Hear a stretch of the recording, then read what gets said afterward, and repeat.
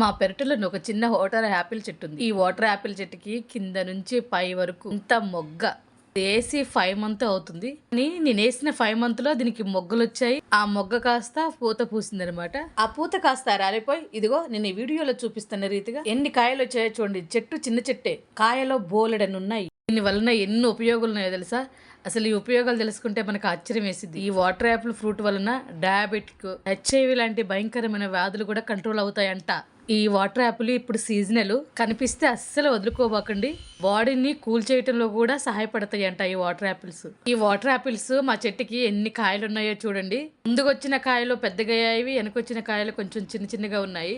నాకైతే ఆశ్చర్యం వేసింది. ఇంత చిన్న చెట్టు వేసినప్పుడు ఎంత పెద్ద అయిన తర్వాత కాపు కాసిద్ది అనుకున్నాను, కానీ 5 months లోనే బోలెడు కాయలు ఇచ్చింది. వాటర్ యాపిల్ను అస్సలు మిస్ అవ్వకండి. ఇంకా వాటర్ యాపిల్ గురించి ఎవరైనా తెలియకపోతే వాళ్ళకి నా వీడియోను షేర్ చేయండి. Thank you for watching video. Subscribe.